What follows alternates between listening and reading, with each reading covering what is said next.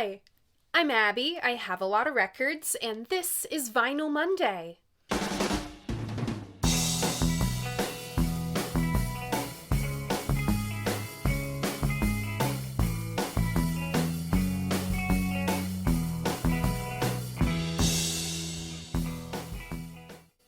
So welcome back, or welcome if this is your first time here. Vinyl Monday is the who, what, when, where, why, and how do I feel about classic albums in my collection. If TV show length episodes aren't your thing, don't worry. I also do Vinyl Monday in 60 seconds here on my channel, over on my Instagram, as well as TikTok. By the time you guys see this episode, I will be off traveling. I will be in vacation mode. As much of a vacation as I am ever on, I am always working on something. By the time this episode is up, I will have a new piece on Groovy Music Club. I will have put out a Turnstile discography overview. This is a piece I've been wanting to write since Never Enough came out, and like the band I used to see in a friend of a friend's basement made it on like multiple publications albums of the year list. That will be linked in the description for your reading pleasure. Housekeeping over onto the regular episode. This was one of my favorite albums I have ever covered on Vinyl Monday, and this is one of those episodes I was never happy with. When Sly Stone passed last summer, I knew that I would revise my coverage of this record so I have proper, up-to-date features on both defining Sly and the Family Stone statements. I posted Stand back in July, I believe, as my memoriam to Sly. I was supposed to have 2 more episodes before this, but I got sick, I laid in bed reading books for a week. You can imagine how inspiration struck. This week's album is Sly and the Family Stone, There's a Riot Going On. Congrats if you guessed this one. Remember, if you want to play along, all you gotta do is check out my post tab. That's where I post the hints to what the next album is gonna be. I make announcements like my upcoming Groovy Music Club and Tracking Angle things. I host polls. You can find all of that on my channel. And if you so choose, you can always read the written versions of my reviews on my website. Also linked in the description. All right, let's take the plastic off. Especially noisy, that one. In the words of author Miles Marshall Lewis, Lord only knows how much coke was snorted off this image nationwide in the early 70s. With a twisted kind of pop art appeal, this modified American flag image was designed for the Riot cover art by John Berg. For this cover, Sly wanted a version of the American flag that truly represented America to him. He told Sly and the Family Stone's webmaster that he, quote, wanted the color black because it is the absence of color. I wanted the color white because it is the combination of all colors. In his own memoir, he added, I took out the blue and left the red, which was humanity and unity, blood in the veins of us all. I also wanted to do something about the stars. Stars blinked on and off. You had to go looking for them. I wanted to change them to suns, which came looking for you. On the back cover, we have a collage by Lynn Ames. Grail Marcus points out the images of the Lincoln Memorial and the Gettysburg Address. To that, I raise you the Marina City Towers in Chicago, a low-key reference to the 68 DNC. Sly describes this as, quote, a collage of America. Black faces, white faces, famous faces, unknown faces, beautiful young faces, beautiful old faces. And opening up the gatefold, we have images of Sly and the Family Stone in concert. Conspicuously missing is Greg Errico. We'll get into this later. On There's a Riot Going On, we have, in some capacity, the classic era lineup of Sly and the Family Stone. That is, of course, Sly Stone, Sylvester Stewart, on vocals, guitar, bass, keys, and drum machine, his sister Rose Stone playing keys and providing vocals on Love and Hate and Family Affair, and their brother Freddie Stone on guitar. We also have Cynthia Robinson on trumpet, Jerry Martini on saxophone, Larry Graham on bass and backing vocals, and Jerry Gibson on drums. There's a Big fat question mark on if Greg Errico's contributions made the final cut for the record, but he did play drums for the Family Stone until his departure during Riot sessions. We also have the backing vocal group Little Sister, with Sly's little sister, Vet Stewart, Mary McCreary, and Ava Mouton. Excuse my radiator. It's very loud. Our special guests include Billy Preston on keys, Bobby Womack on guitar, and Ike Turner on guitar, with many others, including at least 7 engineers who worked on this record. There's a Riot Going On was produced by Sly Stone. Roll transition.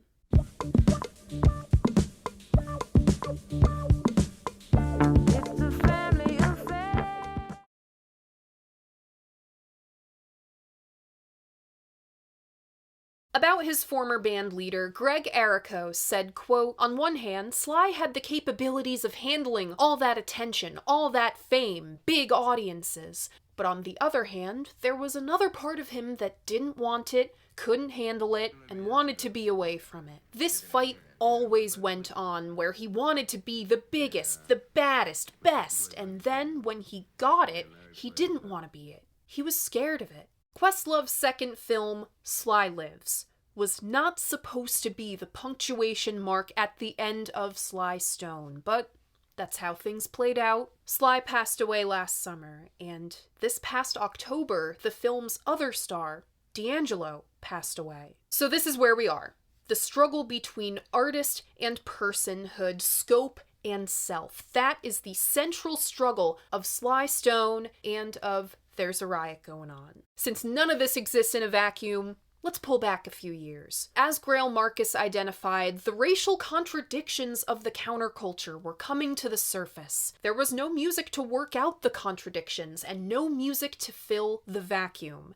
As we pointed out a couple episodes back, pop culture hates a vacuum. As an integrated, mixed-gender group coming out of San Francisco, an overwhelmingly white scene, the Family Stone already had a magnifying glass on them. Woodstock, and Michael Wadley's Woodstock film, punted Sly and the Family Stone into the stratosphere. This was timed perfectly with the Family Stone's appearance on the cover of Rolling Stone magazine. Pretty immediately, Woodstock's stars were heralded as paragons of pop culture, Sly included. He was the other most prominent black man on the bill. Sly Stone, in the eyes of the industry, was one of the nice, marketable black men. Hot Fun in the Summertime peaks at number 2 and Stand charts for 2 whole years. This record introduced the first of 3 important musical precedents to Riot, the vocoder.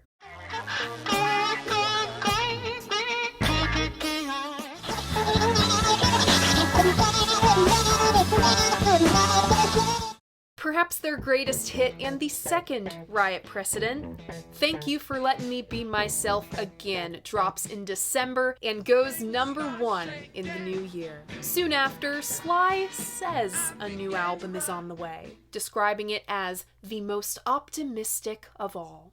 Let's recap how the world has changed in the year since Stand was released. Within the week of the Family Stone taking the Woodstock stage, the Tate LaBianca murders. These killings in the summer and Altamont in December effectively ends the hippie dream. President Nixon said he'd wind down operations in Vietnam. Not only did he ramp them up, he went and invaded Cambodia because, I don't know, commies? In May of 1970, Kent State University students protest the invasion of Cambodia. The National Guard comes in. 4 students are killed. Through 1969 and 1970, you have a host of alphabet agencies trying to bust up the counterculture. The trials of the Chicago 8, then the Chicago 7. If you ask me, the 68 DNC was the true death of the 1960s. A John Sinclair got busted out in Detroit, which effectively dissolves the White Panther Party. You have the Black Panther trials out in New Haven, Connecticut. Sly remembered, as early as 1968, I had sensed a shadow was falling over America. It got better during the summer of 1969. the moon landing, Woodstock, but worse after. The possibility of possibility was leaking out and leaving the country feeling drained. The year the reporter came around, 1971, had Joy to the World.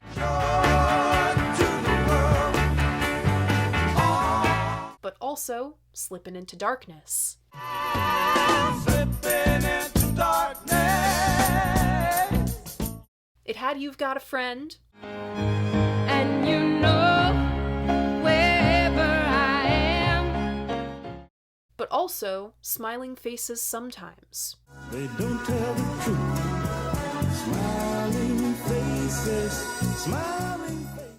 It seems that everything Sly and the Family Stone stood for, unity, optimism, tolerance, is now square.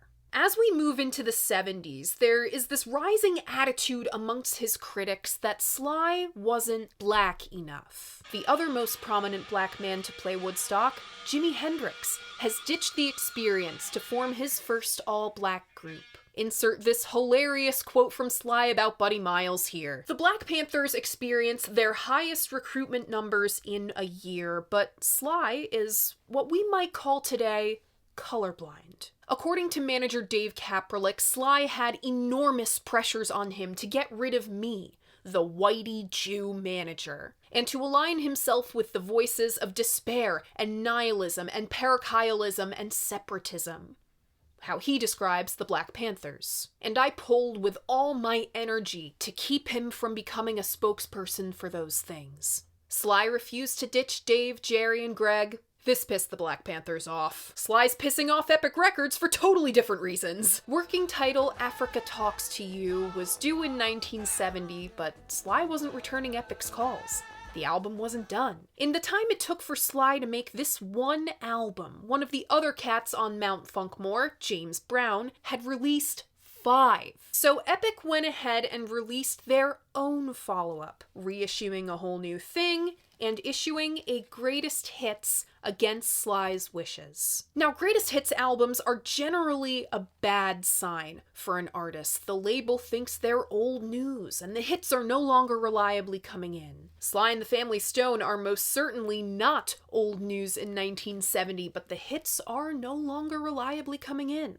Sly is no longer reliably coming in. He starts making this reputation of either showing up late or not showing up at all. According to Rolling Stone magazine, of the 86 shows that the Family Stone were supposed to play in 1970, 26 of them were canceled. I don't exactly blame him because the Family Stone's crowds were crazy to begin with. See the Newport Jazz Riot last summer. A show at the Oakland Coliseum went to hell because traffic was so bad, they had to fly Sly the half-mile from the airport by helicopter and land it in the hotel parking lot. There was so much with the helicopter and then the police escort that Sly was too frazzled to go on. And a free show in Chicago was too hot for Sly to safely show up. It wasn't clearly communicated that there would be openers, the audience hated that, and got antsy. And there was, in fact, a riot that went on. Greg remembered there was no middle ground. It was going to be intense to the positive or intense to the negative. It depended on how Sly would handle it. Sly really pushed back on this reputation in his book, blaming the promoters. Quote, "I understood I was being used.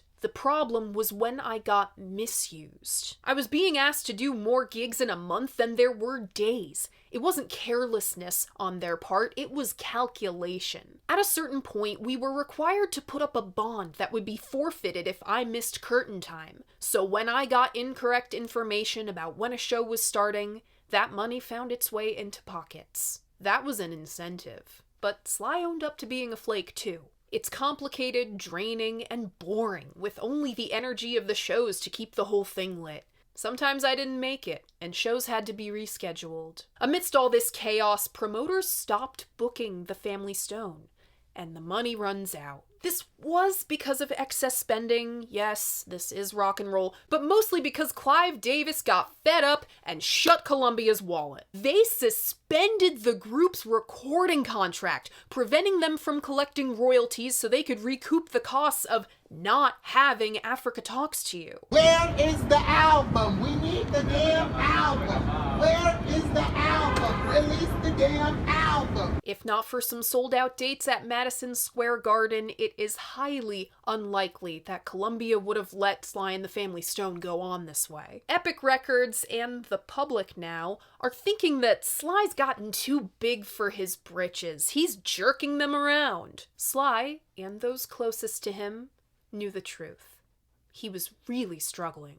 Think back to that Greg Errico quote at the beginning of this chapter. Sometimes Sly could handle that post-Woodstock fame, but there was an enormous amount of pressure on him as a nice, marketable black man. He said, "There was an idea circulating that I was two different people. Sylvester was clear and calm, the kind of person you would want in the room. But Sly was antagonistic, unreliable, always with a joke. And sometimes, you were it."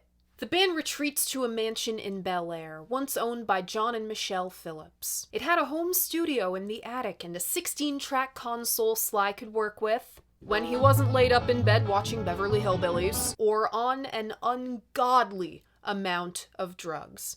His girlfriend at the time, Stephanie Owens, remembered there was no real separation between life and drugs.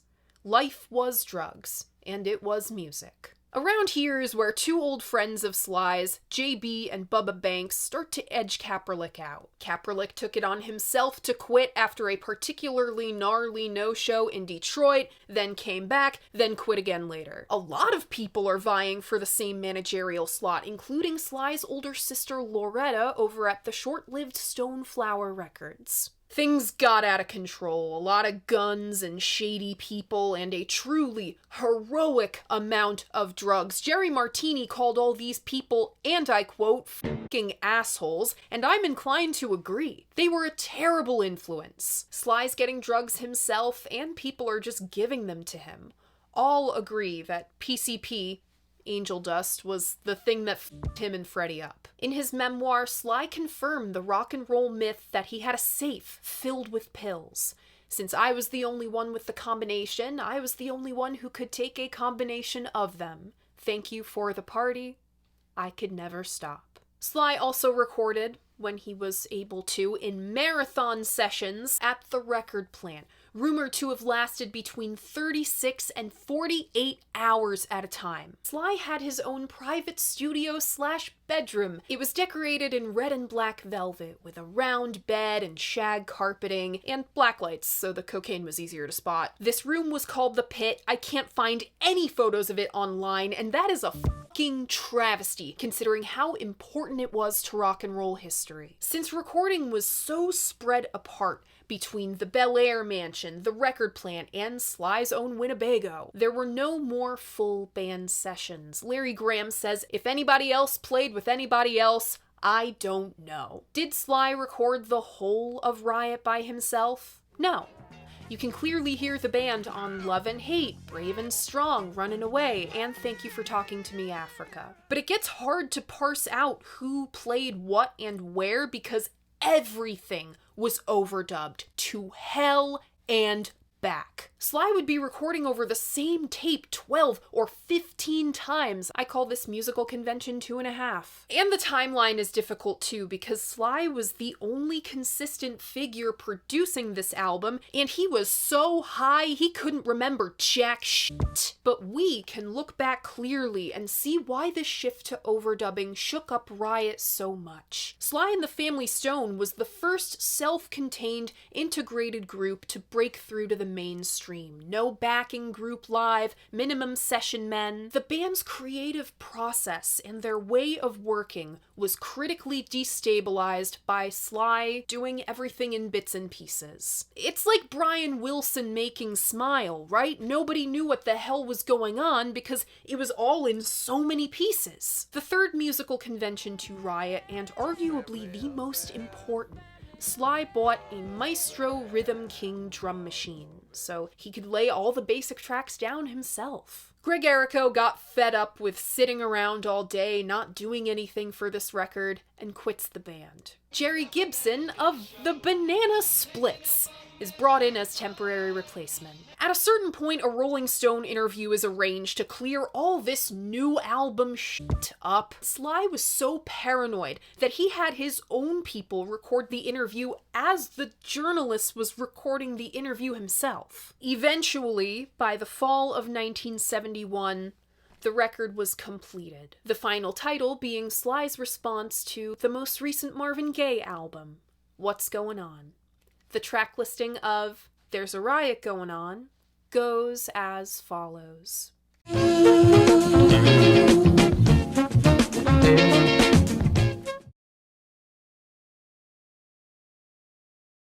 Opening up side 1, we have Love and Hate, followed by Just Like a Baby.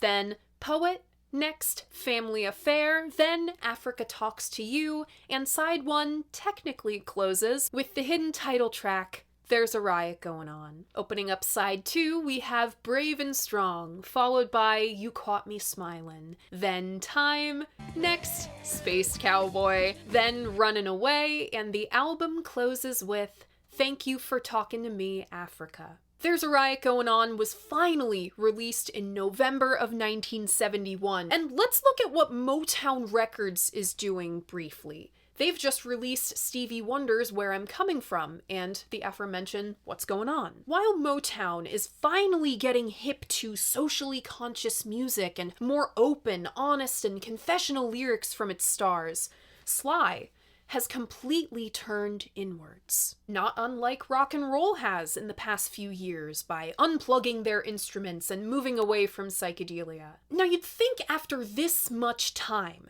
2 years may be a short time to wait now, but it was an eternity by 1970s music industry standards that critics and audiences would savage this thing. And some did. It lacked cohesion, it lacked the group chemistry that made Stan so special, it skimped on the lyrics if you could even hear them in the first place. The week of December 18th, 1971, There's a Riot Goin' On peaks at number 1 on the Billboard Albums chart. It is the first and only Sly and the Family Stone album to do so. And it got a glowing review by Vince Aletti for Rolling Stone. He emphasized the shock it was to go from Stan to this, and the positively downers atmosphere. But he recognizes the transformation of Thank You for Letting Me Be Myself Again to Thank You for Talking to Me, Africa as the crux of Riot. And once you get a grasp on this, the sluggishness and exhausted feel is kind of beautiful. Quote, this doesn't cancel out the overall sense of disintegration, but it does make such a state of euphoric coming apart seem somehow enviable. Basically, Riot is the worst anti-drug PSA ever. This feels like a contact high. Aletti names practically every song as a highlight, save for, quote, cute and dumb Space Cowboy. Quote, it doesn't invite an easy response. At first, I hated it for its weakness and its lack of energy, and I still dislike these qualities. But then I began to respect the album's honesty. Sly was laying himself out in all his fuck-ups, and at the same time, holding a mirror up to all of us. No more pretenses, no more high energy. You're dying. We're all dying. It's hard to take. But There's a Riot Goin' On is one of the most important fucking albums of this year. Now, Sly wanted the opener Love and Hate to be the single, but Family Affair was chosen instead. It was written into Sly's contract with Epic that he got to choose the singles. Very much upside down. There we go. It was written into Sly's contract that he got to choose the singles. But Stephen Paley and Ron Alexenberg committed mutiny and had Family Affair singles made instead behind Sly's back. And when you know it, it also went to number 1. Stephen knew it was the right call. Quote, I knew Family Affair was going to be a hit. It was so unique and melodic, just very special. I had never heard a record like it. There's a Riot Goin' On stands as the last, I'd say, coherent body of work from Sly and the Family Stone. The Family Stone itself disintegrated after this. Sly's so paranoid he has a hit put on Larry, or Larry has a hit put on Sly, who even knows? Even the oral history contradicts itself here. It's a great text, but it gets itself in the weeds sometimes. Whatever happened, Larry's out. Andy Newark replaced Jerry Gibson, and Jerry Martini left. Rose Stone is in and out as well. Vet is putting on a blonde wig to impersonate her on stage. The follow-up, Fresh, continued in Riot's sonic vein with stuff like The Skin I'm In and If You Want Me to Stay. Both these songs were developed during Riot sessions. It is good, I think, but it lacks the focus of its predecessor, which says a lot because the predecessor was There's a Riot Going On. Well, I guess that's as good a segue as any. What do I think of There's a Riot Going On?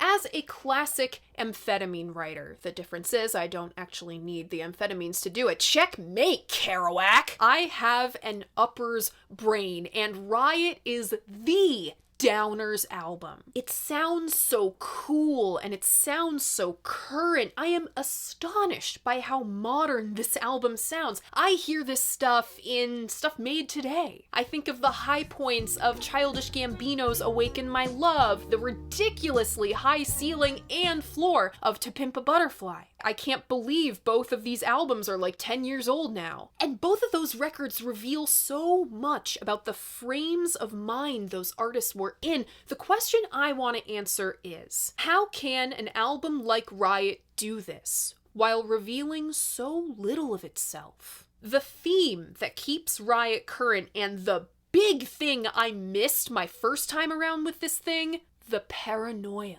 I don't think a record like Stevie Wonder's Superstition off Talking Book, the most paranoid pop single ever, could exist without a Riot. In the early 70s, various counterculture groups were feeling the heat thanks to COINTELPRO. The paranoia isn't explicitly stated much on Riot. It's more in the mood of the music. This communicates the disillusionment and scatteredness of a movement post-Malcolm X, post-MLK, post-RFK.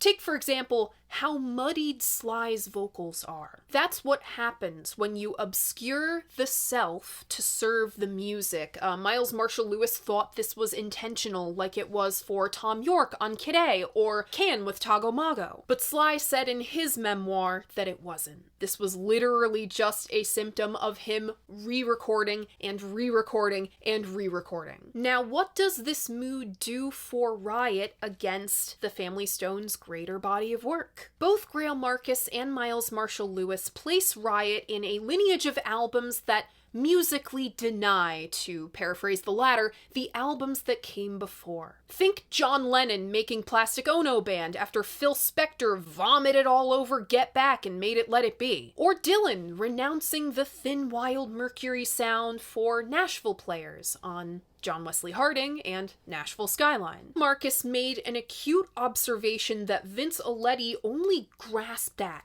in the Rolling Stone review. Riot, quote, contains, in a matrix of parody and vicious self-criticism, virtually all of the images Sly gave to us as an audience and which we cherish. The new music calls all of the old music and our reasons for claiming it in the first place into question. We hear moments of the old Sly on this record. I'll point them out, but they're very few and far between. Love and Hate. Get it? A pun on Haight-Ashbury, is one of my favorite opening tracks on any album. A drowsy, thudding bass and sturdy but reserved drum beat gives way to Riot's oft-imitated, never repeated sound. Name a neo-soul group that hasn't tried to imitate this sound. The guitar has attitude, the bass plays an ascending line to modulate the key for a female chorus of...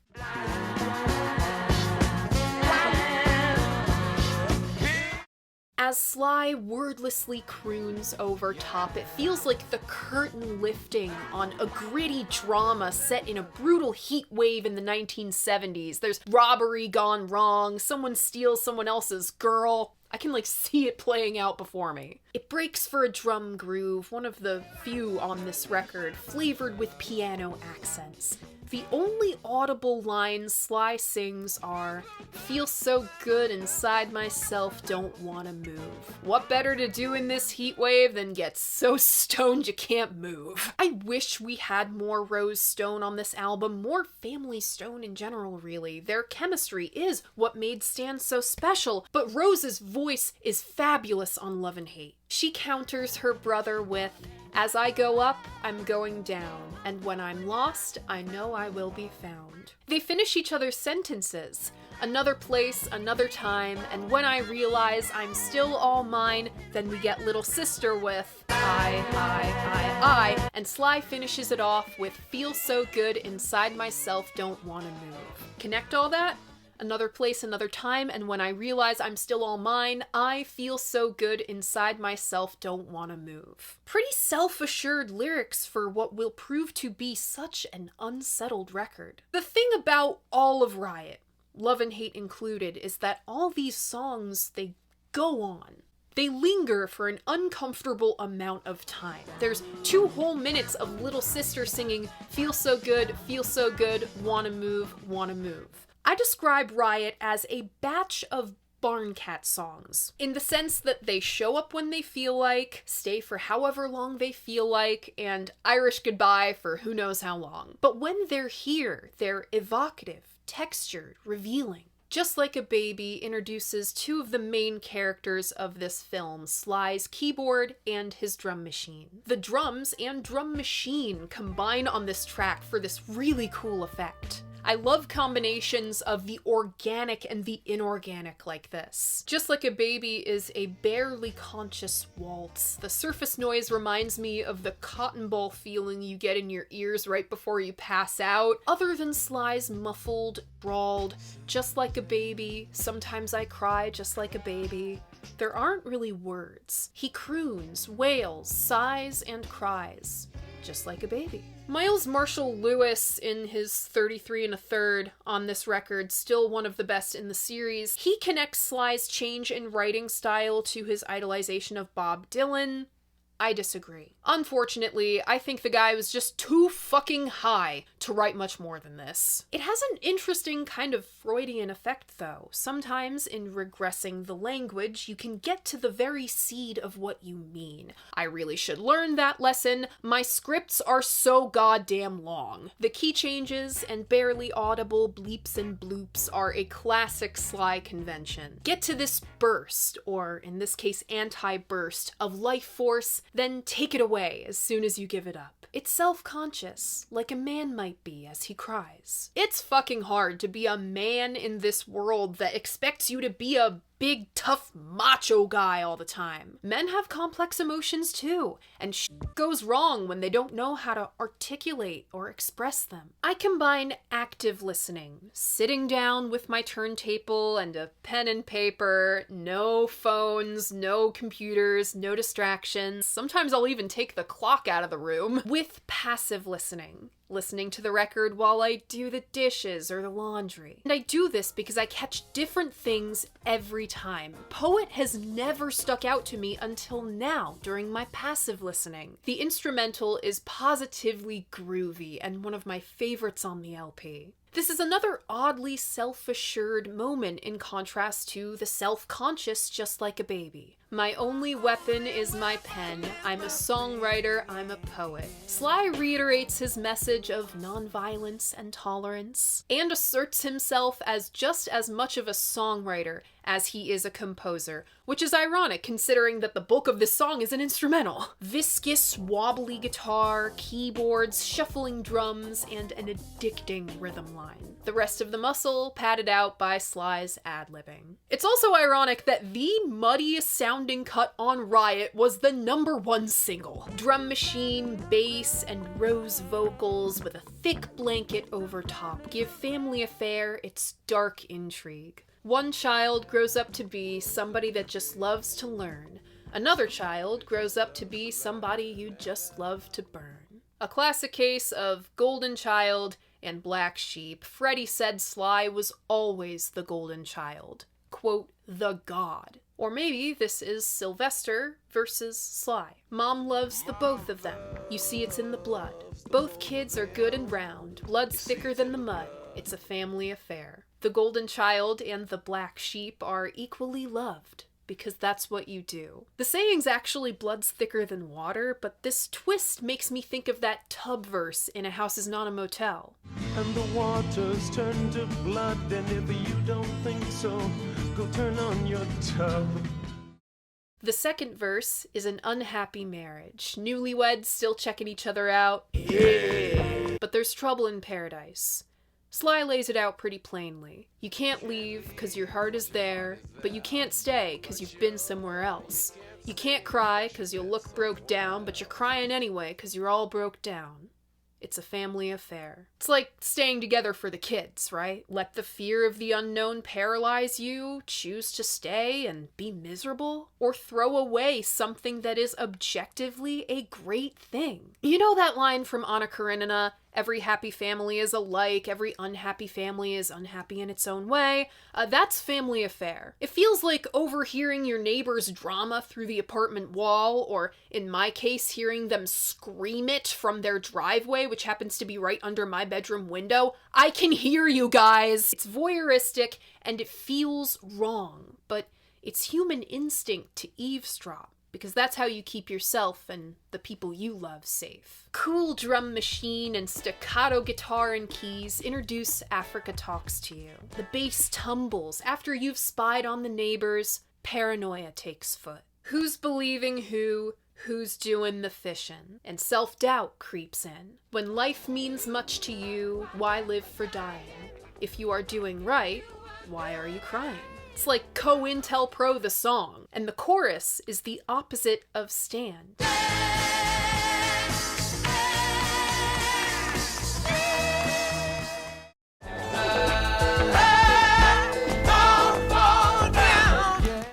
Sly said, quote, I wrote a song about Africa, because in Africa, the animals are animals. The tiger is a tiger, the snake is a snake. You know what the hell he's gonna do. Here in New York, the asphalt jungle, a tiger or a snake may come up looking like you. And there's another 6 minutes after all this, as the instrumental anxiously circles around itself, weaving in and out of keyboard tangents with disembodied cries of timber. Africa Talks to You can't get out of its own rut. It's not so much a flow state as it is a mental spiral. About the title track being a 0-second hidden track, Sly said that was a message too.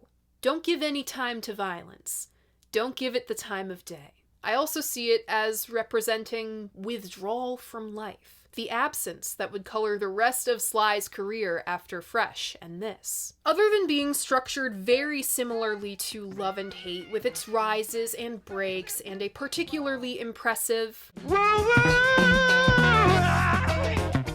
Brave and Strong has never stuck out to me. It only did when I was passively listening, and I got the feel over the content. The fuzzy lyrics melt into the soundscape, the breakbeat drives the song, and these trumpet toots make me crave more Cynthia Robinson. Sly described You Caught Me Smilin' as a blurry song about sharp regrets. I've always favored the sunny music, the look over your shoulder trumpets, and Sly cranking out the lyrics over the rest. It starts out carefree, but with this keyboard spiral down, it becomes something more sinister. Time has never stuck out to me either, I'm afraid. It's another woozy waltz.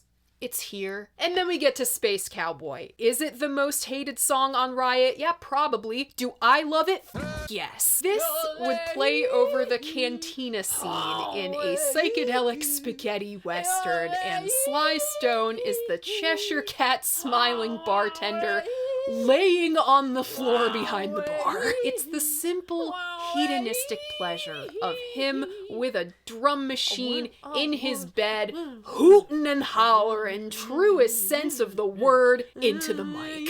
My two favorite songs on Riot are the two that close this thing out. There are so many little stories on this album, you know, the unhappy families, the always looking over your shoulder, getting really stoned in bed. The most evocative and disturbing of the little stories here is Running Away. There's wonderful brass from Cynthia, but the rest of the arrangement crawls along the floor. This is perhaps the most outward expression of the paranoia and inner strife that was mostly implicit before. Female voices sing song and get in the ear of our unseen protagonist, mocking him. It takes a suicidal spin, as Will Montgomery of The Wire phrased it. Running away to get away. Ha ha, ha ha, you're wearing out your shoes. Look at you fooling you. Exactly what you run from is what you end up chasing. Some people spend their entire lives trapped in that cycle, and some people pay the ultimate price trying to escape. Heroic doses, Faustian bargains, the deeper in debt, the harder you bet. A whole generation of rock and roll either incapacitated themselves or killed themselves as a result of this. All of Running Away's pleasure is in the sadistic observation of mental collapse, and its violence is all to do with who's speaking and why. Ha ha, ha ha. That inner voice is you. Grell Marcus said that Riot removes the superstar clothes, quote, piece by piece, and what is left in a weird and modern way is the blues. This reminds me of George Clinton's definition of funk. Just speed it up blues. No song embodies this quite like Thank You for Talking to Me, Africa. Thank You for Letting Me Be Myself Again, this song's father, is one of the funk songs. Get up and dance. Free your mind and your ass will follow. The kingdom of heaven is within. Not making any more Funkadelic references. Look under the hood, though, and you'll find the dark undercurrent. Looking at the devil, grinning at his gun. Fingers start shaking, I begin to run. Bullets start chasing, I begin to stop. We begin to wrestle. I was on the top. That darkness comes right up to the surface on Thank You for Talking to Me, Africa. A down and dirty funk groove. And we're trapped in a nightmare. We're running in slow motion from the devil. He's got his gun. We've succumbed to vice, temptation, greed, lust, any number of sins Sly was rocking with in 1971. We was on top. It's like a Thank You for Letting Me Be Myself is the beginning of the party, and Thank You for Talking to Me, Africa is the end. When it's gone on for like 6 hours too long, you have a headache and you can't feel your extremities. And that's Riot. So why did I Redux Riot now? Why is it simultaneously so long in the making and so soon? I usually only open the Redux window after 3 years. This is after 2. The Grammys last weekend, as of me filming this, gave Brian Wilson 3 tributes. Sly Stone got crickets. Zilch. Nada. John Gaber in this wonderful funk book said, quote, if Sly is as good as he is described, and he is, why is his name so seldom bracketed with other heavies? Lennon and McCartney, Richards and Jagger, Dylan, Townsend. Brian Wilson, quote, the reason, I fear, is simple. Sly Stone is a black man, and we have been slow to acknowledge the contributions of black performers to our music, even when they are massive.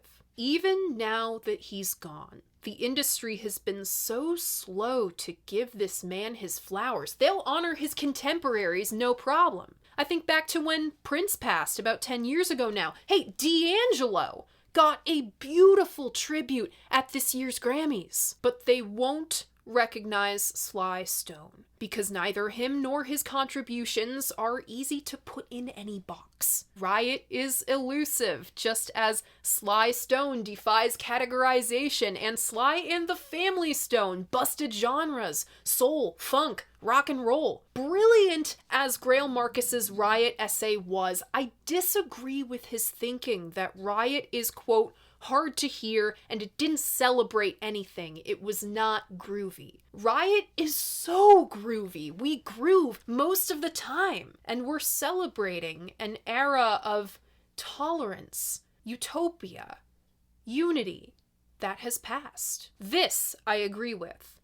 Like Bonnie and Clyde, which angered critics in much the same way, Riot was and is a rough, disturbing work that can be ignored, dismissed, but never smoothed over. Bonnie and Clyde invented 70s cinema in 1967, right? By being ridiculous and salacious and over the top, and in one moment with Gene Wilder as the Undertaker, shockingly real. Sly and the Family Stone invented 90s hip-hop in the 70s by being ridiculous, at times salacious, over the top, and when the Undertaker shows up on Thank You for Talking to Me, Africa, shockingly real. This body of work is also alarmingly self-aware. Sly said on the Dick Cavett show, "I write in a mirror.